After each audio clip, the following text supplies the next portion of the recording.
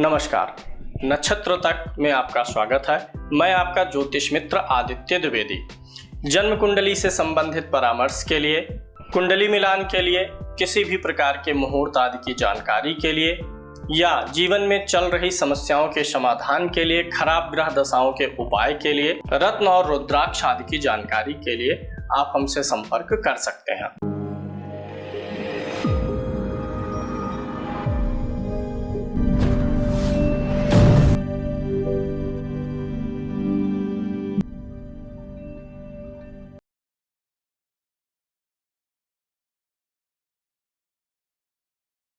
जन्म कुंडली विश्लेषण में आज जो हमने डेट ऑफ बर्थ ली है 14 अक्टूबर 1992, 12:16 का जन्म है।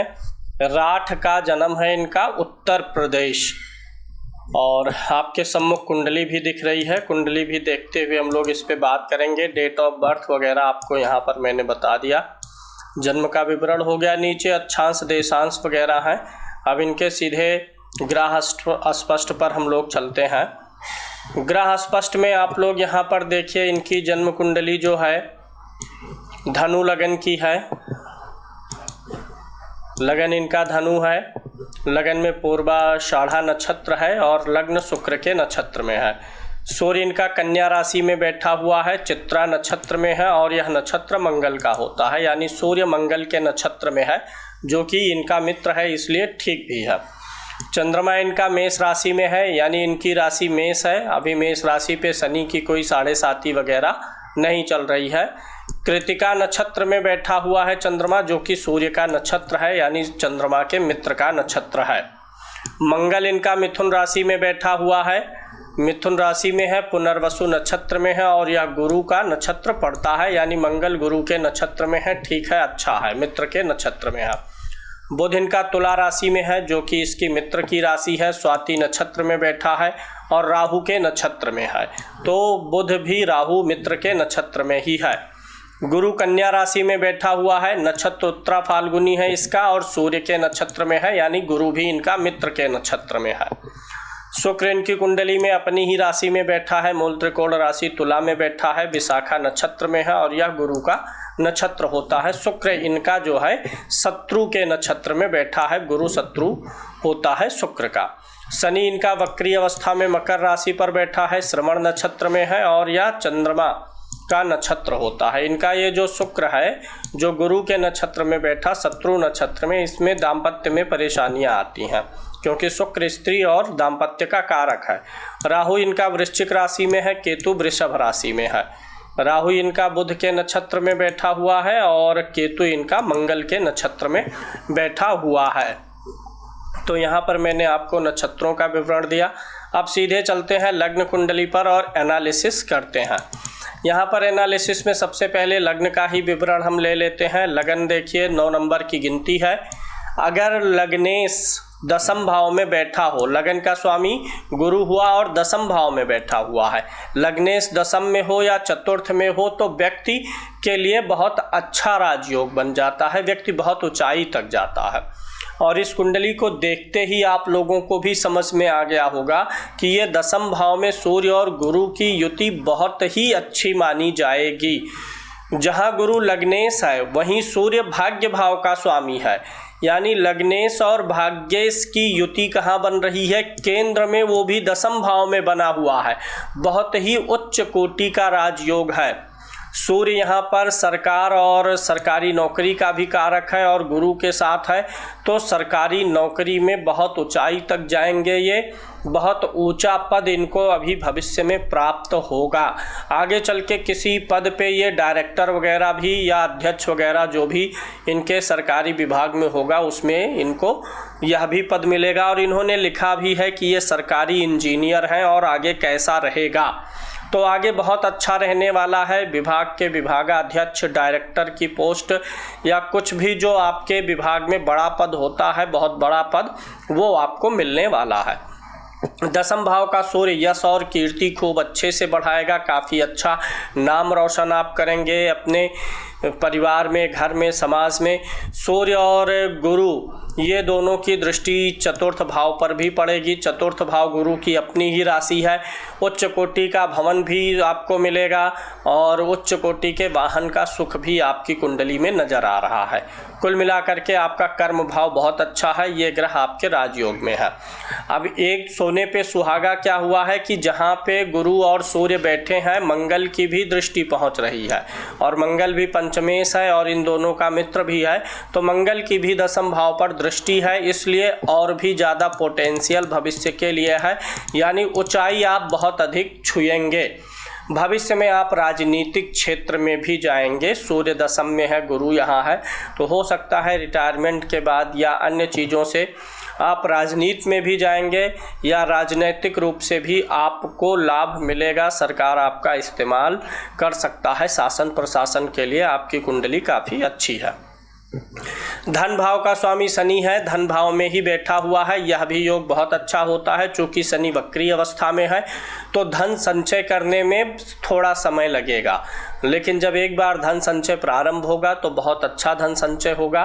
आप करोड़ों की धन संपत्ति भी बन जाने का योग बनेगा। थोड़ा स्लो रहेगा शनि के वक्री होने के नाते, लेकिन अंततः ठीक है।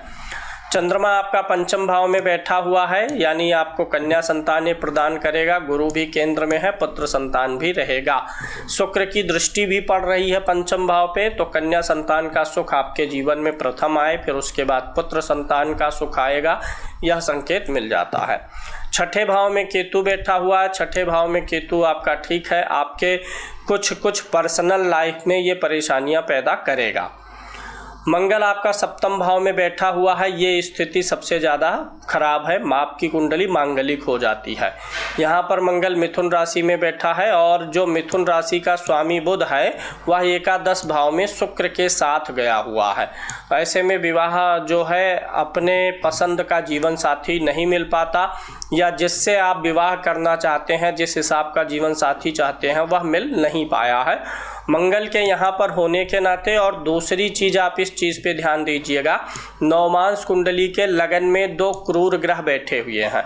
अगर कोई व्यक्ति मांगलिक हो, ध्यान से समझ लीजिएगा इस सूत्र को, अगर कोई व्यक्ति मांगलिक हो, उसकी कुंडली में मंगल लगन में बैठे हों, चतुर्थ में हो, सप्तम में हो, मंगल अष्टम में या द्वादश में हो, लग्न कुंडली से व्यक्ति मांगलिक हो और नवमांश कुंडली के लगन में या चतुर्थ भाव में क्रूर ग्रहों का प्रभाव हो, यहाँ पर चतुर्थ पर नहीं है लेकिन लगन में है, लग्न या चतुर्थ दोनों में से किसी एक में क्रूर ग्रहों का प्रभाव अधिक हो, तो ऐसे व्यक्ति के तलाक होने की संभावना बहुत अधिक बढ़ जाती है।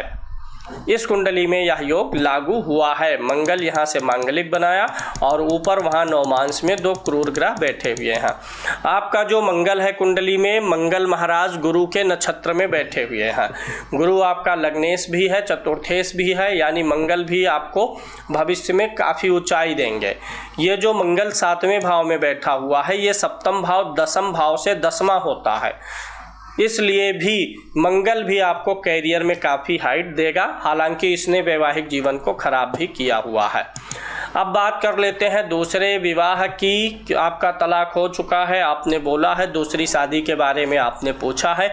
चूँकि आपकी कुंडली में शुक्र स्वाग्रही है, इसलिए दूसरा विवाह होगा। बुध और शुक्र एक साथ हैं, तो दूसरा विवाह आपके मनो अनुकूल होगा, मन मर्जी से होने का योग बन रहा है। ये दूसरा विवाह कब तक होगा, अभी दशाओं पे चलेंगे तब देख लेंगे, लेकिन दूसरा विवाह आपका अच्छा चलेगा। इधर क्या है कि मेष राशि आपकी बन रही है। एक चीज़ है, आपका थोड़ा सा सोचना विचारना या मानसिक स्थिति जो है वो स्थिर नहीं रहेगी। कारण ये है कि चंद्रमा यहाँ पर अकेला बैठा हुआ है। चंद्रमा के पिछले भाव में कोई ग्रह नहीं है, चंद्रमा के साथ कोई नहीं है, और आगे भी है तो केतु है जो कि एक छाया ग्रह है। यानी चंद्रमा मतलब हमारा मन होता है, वह अकेला छूटा हुआ है, तो इसलिए आपका मन हमेशा किसी न किसी उधेड़ बुन में लगा रहेगा। हालांकि केंद्रुम दोष नहीं बन रहा है, क्योंकि चंद्रमा से सप्तम भाव में बुध और शुक्र दो शुभ ग्रह बैठे हुए हैं। एक चीज़ और ध्यान दीजिएगा, चंद्रमा से दसम भाव में शनि स्वाग्रही होकर बैठा हुआ है। अगर चंद्रमा से दसम भाव में शनि स्वाग्रही होकर बैठा है तो ये भी इंडिकेशन देता है कि काम आपका ठीक ठाक चलेगा, लेकिन मेहनत आपके जीवन में बहुत अधिक रहेगी। आप भले अधिकारी हैं और आगे और भी प्रमोशन होगा, बहुत बड़े अधिकारी बनेंगे, लेकिन आराम आपको तब भी काम में नहीं रहेगा। आप एक कर्मशील व्यक्ति हमेशा रहेंगे। कोई भी व्यक्ति कर्मशील हो जाता है अगर दसम भाव उसका अच्छा हो, तो यहाँ दसम में सूर्य और गुरु हैं, यहाँ शनि है। कभी भी कर्म करने से आप पीछे नहीं हटेंगे, कर्म करेंगे। और सूर्य गुरु की युति इतनी नोबेल होती है कि धीरे धीरे जैसे जैसे समय बीतेगा ना, आपकी इच्छाएं, आपके संसार के प्रति नज़रिया, दृष्टिकोण, ये सब बड़ा बदल जाएगा, बहुत नोबेल हो जाएगा। आप कर्म करने में विश्वास रखेंगे और फल की चिंता ईश्वर पर छोड़ देंगे, फल की चिंता बहुत नहीं करेंगे। सूर्य और गुरु दशम में बैठा हुआ समाज में काफ़ी मान सम्मान बनेगा। भविष्य में आप कुछ ऐसा काम भी करेंगे जिससे समाज का भला हो, जैसे चैरिटी का काम हो गया। आपके मन में ये भावना भी आगे खूब प्रबल होगी कि कुछ ऐसा करूं जिससे मेरे देश, मेरे समाज, जहां मैं पैदा हुआ हूं, जिन लोगों के लिए मेरा प्रेम सम्मान है, उनके लिए मैं समाज में कुछ कर सकूं। ऐसी चैरिटी भी आप कुछ ना कुछ करेंगे। सूर्य और गुरु यहाँ पर बैठे हुए हैं। चैरिटेबल ट्रस्ट वगैरह आप बना करके काम भी कर सकते हैं। धर्म से संबंधित, धार्मिक गतिविधियों से संबंधित भी काम कर सकते हैं। स्कूल, कोचिंग, कॉलेज भी आप भविष्य में अगर चाहें तो चला सकते हैं। लोगों को शिक्षण और प्रशिक्षण देने का काम भी आपके लिए अच्छा रहने वाला है। एजुकेशन से जुड़ा हुआ काम भी आप अपना सकते हैं। आपने कुछ और प्रश्न पूछे हुए हैं। डाइवोर्स वाला मैंने आपको बता ही दिया। बच्चे होंगे, बिल्कुल होंगे, दूसरे पत्नी से बच्चे होंगे। सरकारी इंजीनियर हैं, आगे बहुत अच्छा है, बहुत अच्छी तरक्की करेंगे। साथ ही साथ आप स्कूल वगैरह के बारे में विचार कर सकते हैं, या कुछ भी ऐसा चलाने का प्रयास करिए जो मतलब समाज सेवा भी हो जाए। स्कूल से समाज सेवा भी हो जाता है, या चैरिटेबल ट्रस्ट वगैरह चला सकते हैं। जॉब के साथ क्या करना है बिजनेस में, वो मैं बोल दिया। आप शोरूम वगैरह भी डाल सकते हैं। इलेक्ट्रॉनिक आइटम का शोरूम डालना आपके लिए बहुत अच्छा रहेगा। इलेक्ट्रॉनिक अप्लाइंसेस का शोरूम हो गया, कपड़े का शोरूम हो गया, गाड़ी का एजेंसी शोरूम भी आप ले सकते हैं। स्कूल, कोचिंग, कॉलेज आपके लिए तो सर्वोत्तम है ही। 2 साल से शारीरिक व मानसिक रूप से समस्याएं आ रही हैं, वो अभी मैं दशाओं पे चलूँगा, फिर आपको बताता हूँ। ओवरऑल आपकी कुंडली अगर मैं देखता हूँ तो यही एक राहु ग्रह जो 12वें भाव में बैठा हुआ है, यही खराब है। चूँकि राहु जब भी वृश्चिक राशि में होता है, कुंडली के किसी भी भाव में राहु वृश्चिक में होगा तो स्वास्थ्य को खराब करेगा। विशेष रूप से अगर 6ठे, 8वें और 12वें भाव होता है तो ज़्यादा परेशानी देता है। तो राहु 12वें भाव में वृश्चिक में है, यही अकेला आपको टाइम टू टाइम शारीरिक रूप से पीड़ित करेगा और कुछ अनावश्यक जीवन में भाग दौड़ भी कराता रहेगा। अब यहाँ पे चलते हैं आपकी अन्य वर्ग कुंडलियों पर। 10 नवमांश मैंने देख ही लिया। नवमांश का लगन खराब था, इसलिए दूसरा विवाह हो रहा है। नवमांश के में शुक्र और शनि मिथुन राशि में बैठे हैं, ठीक है, दूसरा विवाह ठीक रहेगा। संतान भी ठीक ठाक हो जाएगी। मेष राशि है, शनि की कोई 7.5 नहीं चल रही है। आपकी राशि पे ही राहु और गुरु का गोचर है। शनि का गोचर लाभ भाव में है, यानी गोचरीय व्यवस्था से भी आपके ग्रह खराब नजर नहीं आ रहे हैं। ये दूसरी कुंडली होती है सुदर्शन चक्र की, थोड़ा इस पे ध्यान दीजिएगा। बहुत दिन बाद ऐसी कुंडली मिली है, अक्सर ऐसी कुंडली मिलती नहीं है। लगन से दसम भाव में 2 ग्रह बैठे हैं और 2 के दोनों ही बहुत अच्छे हैं, सूर्य और गुरु। चंद्र कुंडली से भी दसम भाव में देखिए एक ग्रह शनि बैठा है जो कि कर्म का कारक है, अपनी ही राशि में, बहुत अच्छा है। सूर्य भी दसम भाव, सूर्य कुंडली से दसम भाव में मंगल बैठा है। लग्न, चंद्र और सूर्य तीनों कुंडलियों से दसम भाव में ग्रह हैं और सब ठीक ठाक स्थिति में है। भविष्य के बहुत बड़े महापुरुष हैं आप। अपने समाज के लिए आप बहुत उपयोगी साबित होने वाले हैं। अभी आप एक्सपेक्ट नहीं कर सकते हैं कि भविष्य में आपका मान सम्मान किस स्तर का बढ़ेगा। आप एक बहुत ही नोबेल, बहुत ही अच्छे विचारवान व्यक्ति के रूप में प्रतिष्ठित होंगे और ऐसे सामाजिक कार्य करेंगे जो कि आपके लोक प्रसिद्धि के लिए बहुत ही अच्छी छाप छोड़ेगी। आप एक अच्छे कार्य के लिए इस संसार में पैदा ही हुए हैं। आपके जीवन का जो उद्देश्य है, ईश्वर ने आपको कुछ समाज के लिए उपयोगी करना, लोगों के लिए रोजगार क्रिएट करना, इन सारी चीज़ों के लिए ही आपका जन्म हुआ है और भविष्य काफ़ी अच्छा जाने वाला है। सरकारी नौकरी में भी बने रहिएगा, काफ़ी आगे तक आप जाने वाले हैं। सुदर्शन चक्र कुंडली आपकी बहुत अच्छी है। अगली कुंडली पर चलते हैं। सूर्य कुंडली से हम मान सम्मान का विचार करते हैं। तो सूर्य कुंडली में देखिए, लगन में सूर्य बैठा हुआ है, कोई नीच का ग्रह नहीं है, और लग्नेश शुक्र भी लग्नेश बुध भी अच्छी स्थिति में है। मान सम्मान पे आपके कभी कोई ग्रहण नहीं लगेगा। मंगल भी 10वें भाव में बैठा हुआ है, बहुत अच्छा है। जीवन में आपके मान सम्मान पे दाग लगने की गुंजाइश नहीं है। दिन प्रतिदिन आपका मान सम्मान बढ़ेगा ही बढ़ेगा। होरा कुंडली से देख लेते हैं कि आपके धन पे किसका अधिकार है। होरा कुंडली देखिए, 4 नंबर की गिनती लिखी हुई है लगन में। अगर 4 नंबर की गिनती लिखी होती है तो इसका मतलब है कि आपके धन पे पितरों का प्रभाव है। तो पितरों के लिए आप पितृ पक्ष में हमेशा कुछ ना कुछ करते रहिएगा। उनके श्राद्ध के लिए, पिंडदान के लिए, पितरों के लिए आप जितना अधिक करेंगे, आपके धन का सदुपयोग उतना होगा, सही रास्ते से धन आएगा।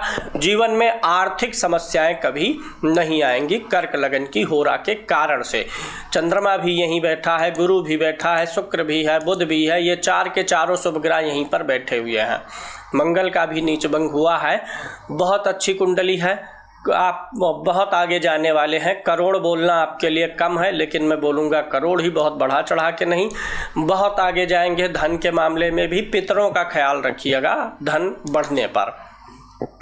देशकाल कुंडली देख लेते हैं।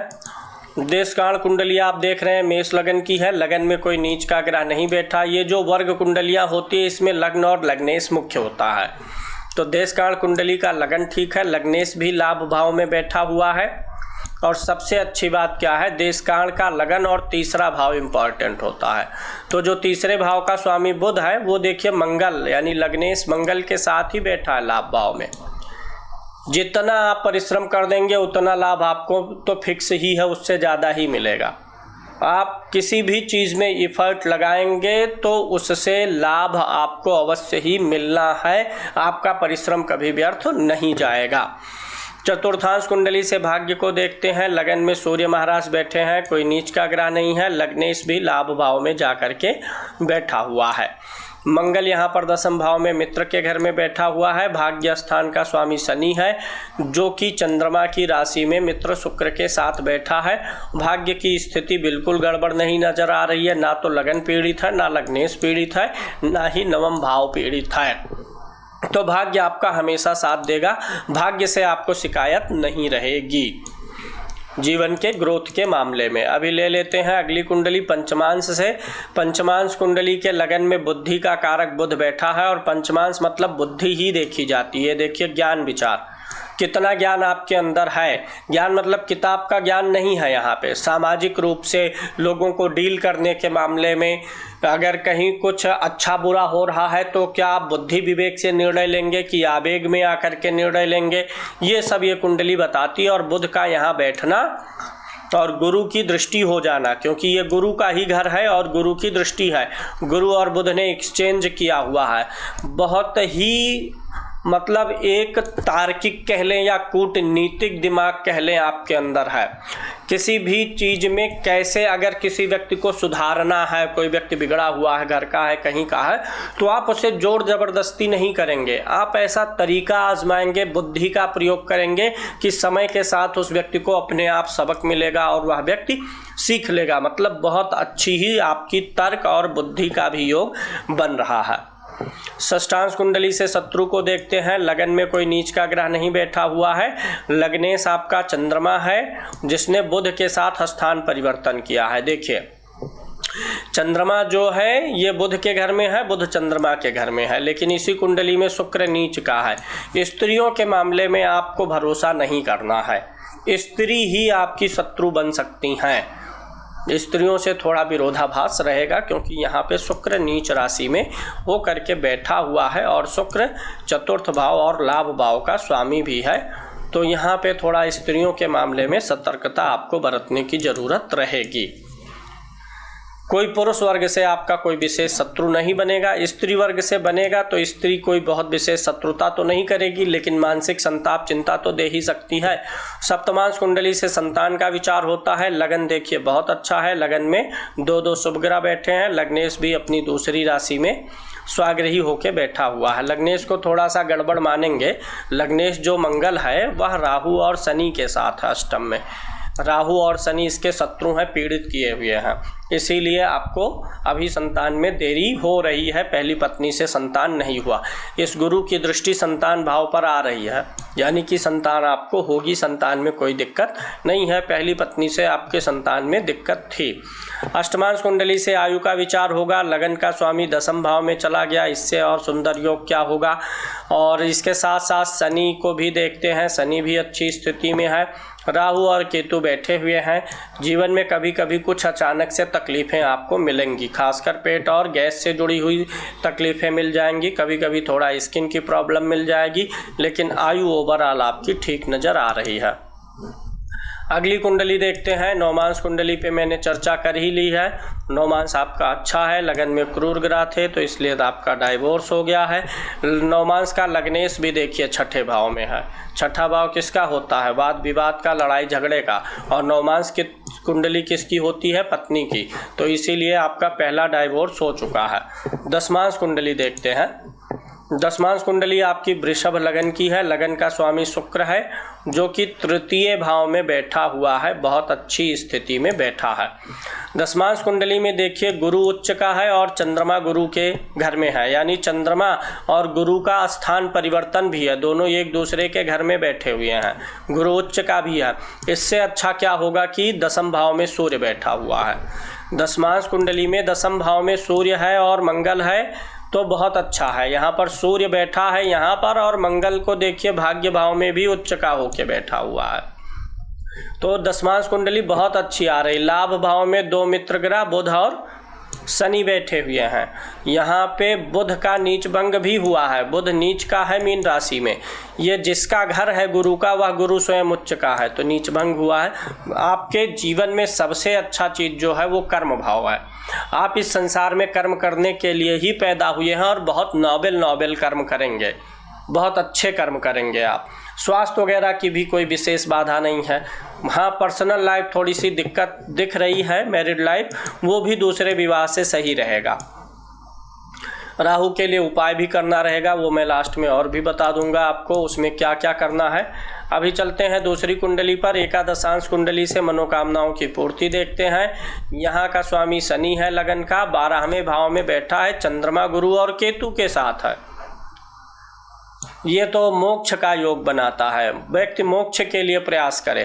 लग्नेश 12वें भाव में है, वो भी शनि चंद्रमा गुरु, सारे आध्यात्मिक ग्रह एक साथ बैठे हुए हैं। अभी थोड़ी सी उम्र कम है, इसलिए हो सकता है कि आपके अपने कुछ पर्सनल शौक हो, अच्छा पहन लेना, बड़ा बना लेना, ये सब तो आपको अपने आप जीवन में मिलेगा। आगे चल के क्या होगा कि आप एक बहुत ही अपने आपको इस चीज़ का ज्ञान हो जाएगा, अनुभव हो जाएगा कि बहुत ज़्यादा बनना ठन्ना, बहुत ज़्यादा अपने दिखावे पर एक्सपेंस करना, फैशनबाजी, शोबाजी, इन सारी चीज़ों से आप दूर हो जाएंगे। सादा भोजन करेंगे, सादा वस्त्र पहनेंगे और बहुत उच्च कोटि के कर्म करेंगे।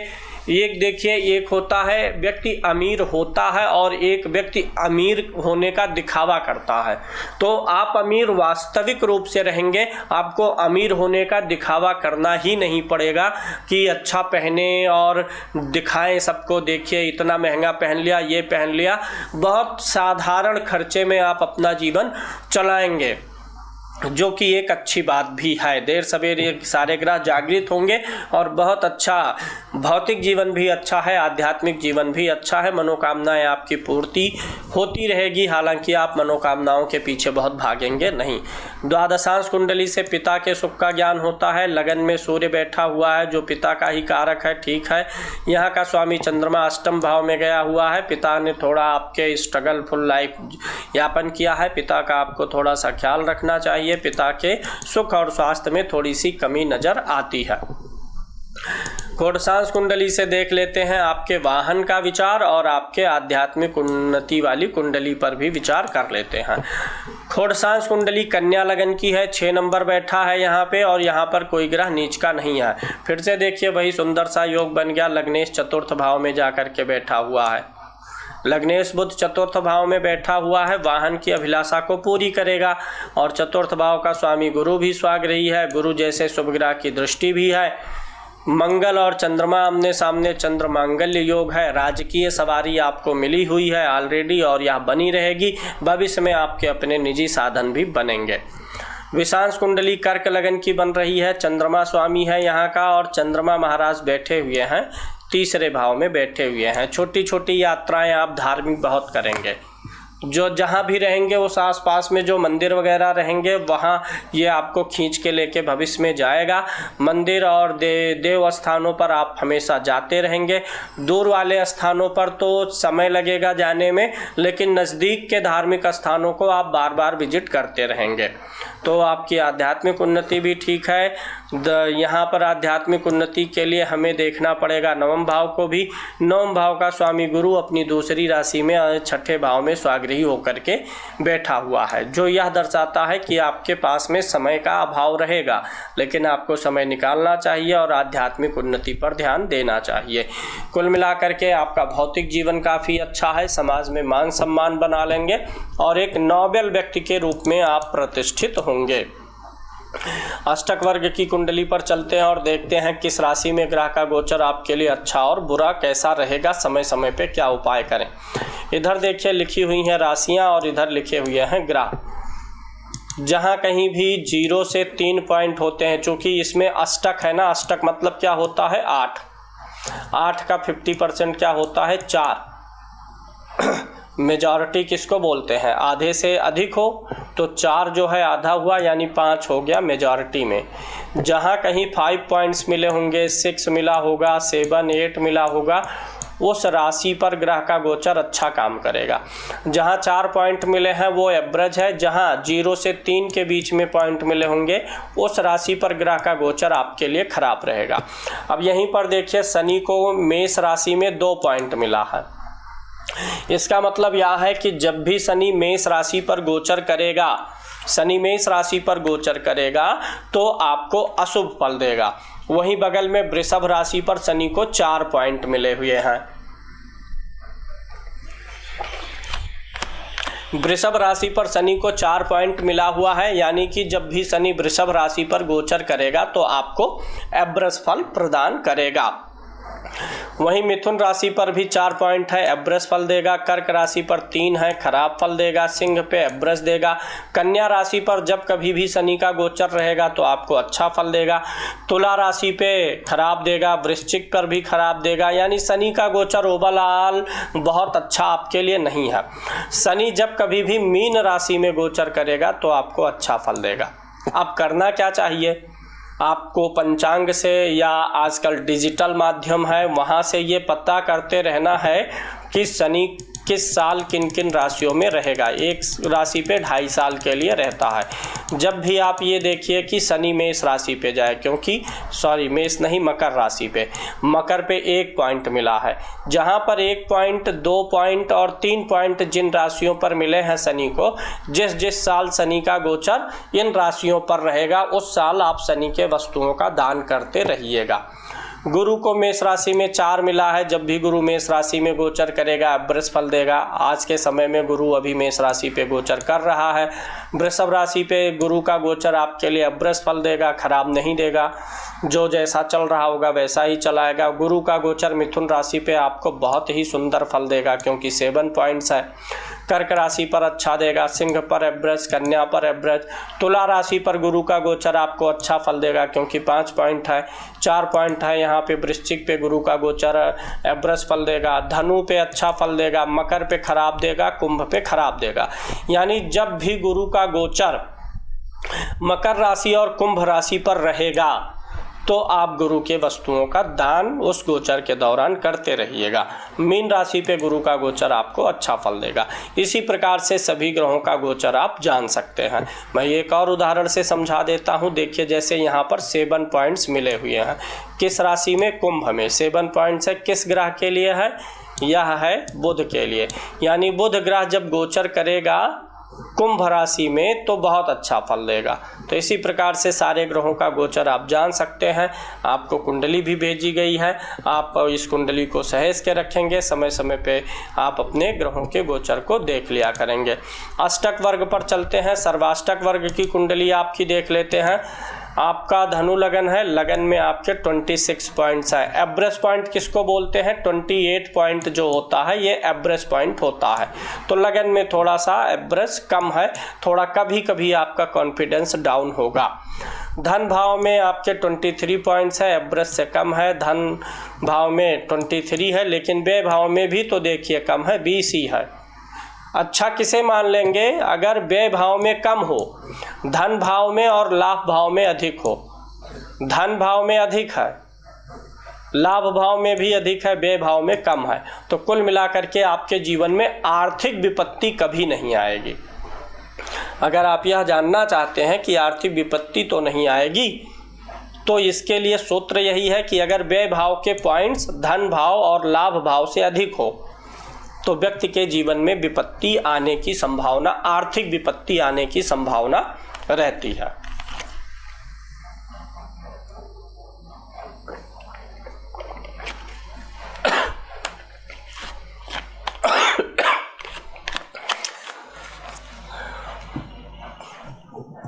तीसरे भाव में देखिए 34 पॉइंट्स हैं, जो कि बहुत अच्छा है, यानी आप मेहनत खूब अच्छा करेंगे। यहाँ पर 32 पॉइंट्स है, जीवन में सुख साधन वैभव बहुत अच्छा रहेगा। संतान भाव में एवरेज से 1 पॉइंट कम है, 28 एवरेज होता है, इसीलिए संतान में थोड़ी सी देरी है। रोग ऋण शत्रु भाव में 25 पॉइंट्स हैं, इसलिए परेशानी की कोई बात नहीं है। यहाँ पर 31 पॉइंट्स हैं और लगन में 26 पॉइंट था। आप और आपके जीवन साथी में आपकी पत्नी जो थी वो हावी होने का प्रयास करी या कुछ भी था, पत्नी भाव में ज़्यादा पॉइंट्स है, इसीलिए आपके साथ ये दिक्कत भी हुई है। आगे अष्टम भाव में 34 पॉइंट्स हैं, थोड़ा सा स्ट्रगल लाइफ में ये बढ़ाता है। 34 पॉइंट्स जब भी कोई ग्रह गोचर करता हुआ आपके 8वें भाव में आएगा तो वो आपको तकलीफ देगा। जब भी कोई ग्रह गोचर करता हुआ आपके 3रे भाव में आएगा, अच्छा फल देगा, मेहनत करवाएगा। 4थे भाव में आएगा तो सुख बढ़ाएगा। जहाँ जहाँ 30 या उससे अधिक पॉइंट हैं, जब उन भावों में ग्रह गोचर करता हुआ पहुँचेगा तो आपको काफ़ी अच्छा फल देगा। कोई भी सर्वाष्टक वर्ग की कुंडली देख रहे हैं अगर आप, जो लगन कुंडली होती है वही यहाँ पर लगन होता है। किसी भी सर्वाष्टक वर्ग की कुंडली में जहाँ जहाँ 30 या उससे अधिक पॉइंट्स हैं ऐसे मार्क कर लीजिए। यहाँ है, यहाँ है, सप्तम भाव में है, अष्टम भाव में है, दसम भाव में। इन भावों में आपके 30 या उससे अधिक पॉइंट्स हैं। इन्हीं भावों का फल आपके जीवन में सबसे ज़्यादा दिखेगा। और जब जब गोचर करता हुआ आपके लगन से कोई ग्रह इन भावों में पहुँचेगा तो आपको अपना अच्छा बुरा ज़्यादा देगा। चूँकि ये भाव अच्छा है, इस भाव में जब आएगा तो अच्छा फल देगा गोचर करता हुआ कोई भी ग्रह, यहाँ भी अच्छा देगा। ये अष्टम भाव है, ये परेशानी का भाव है, यहाँ भी ज़्यादा है। तो गोचर करता हुआ जब कोई ग्रह अष्टम में पहुँचेगा तो वो परेशानी बढ़ाएगा। वहीं जब गोचर करता हुआ यहाँ पहुँचेगा तो पद, प्रतिष्ठा और प्रभाव में वृद्धि करेगा। गोचर करता हुआ कोई ग्रह लाभ भाव में पहुँचेगा तो आपकी इच्छा, मनोकामना और लाभ को बढ़ाएगा। लेकिन जब व्यय में पहुँचेगा तो भाई जीवन में खर्चा भी आवश्यक है, लेकिन खर्चे वाला पॉइंट बड़ा कम है। मैं बोला ना शुरू में ही कि आप बहुत ज़्यादा अपने ऊपर व्यय करने की भावना से मुक्त हो जाएंगे। बहुत ज़्यादा शोबाजी, दिखावापन, अगर 1200 के जूते से काम चल जाएगा तो आप 12,000 का जूता लेने नहीं जाएंगे। तो ये सारी चीज़ें कुल मिलाकर के अच्छी ही हैं। अब आ जाते हैं आपके दशाओं पर।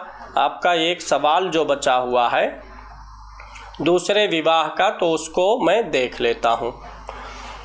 विवाह भाव का स्वामी आपका बुध बनता है और अभी करंट में आपकी जो महादशा चल रही है राहु की, थोड़ा ध्यान दीजिएगा। मैं बोला था कि आपका राहु खराब है कुंडली में।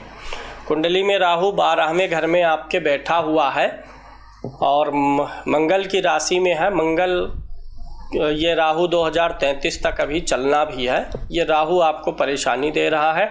और जब से राहु में गुरु की अंतर्दशा आई है, राहु में गुरु की अंतर्दशा जब से आई है तब से आप शनि की अंतर्दशा आई है, गुरु तो बीत गया। अक्टूबर 2020 से मानसिक अशांति आपकी बढ़ रही है और अगस्त 2023 तक आपकी मानसिक अशांति बढ़ी रहेगी।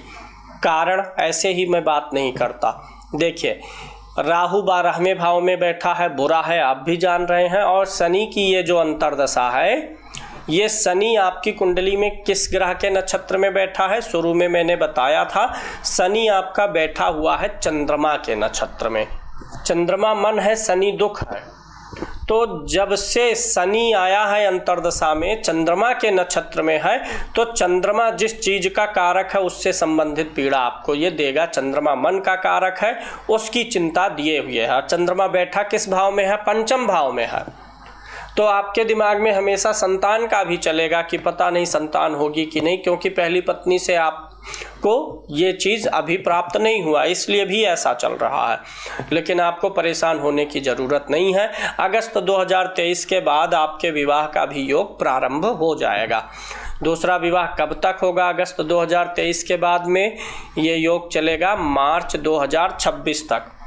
और ये कब बन जाएगा, इसमें भी एक कंक्लूजन हम निकाल सकते हैं। देख ले रहा हूँ मैं, अगस्त 2023 से आएगा। उस समय गुरु आपकी राशि पे गोचर कर रहा होगा, यानी एक तो विवाह की संभावना 2024 है, 2024 अप्रैल के आसपास में, क्योंकि उस समय गुरु की मेष राशि से, आपकी राशि भी मेष है, मेष से 7वें भाव पर गुरु की दृष्टि रहेगी। 2024 के शुरुआत में या 2025 के शुरुआत में, मार्च अप्रैल मई के आसपास में, इन 2 सालों में शुरू में ही आपका विवाह हो जाएगा। आपके लिए उपाय बता देते हैं जो आपके लिए बहुत ही आवश्यक है। आप एक पुखराज 8 से 10 कैरेट का पहन के हमेशा रखिए और एक माणिक्य 8 से 10 कैरेट का हमेशा पहन के रखिए।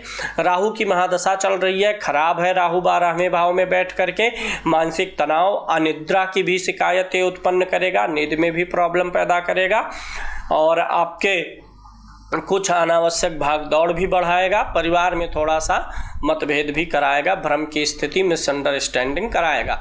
राहु का जप और दान आपको करा लेना चाहिए।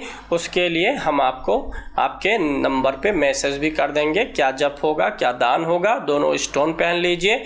आपका कल्याण हो, आपकी सभी मनोकामनाएं पूर्ण हो। जय श्री राम।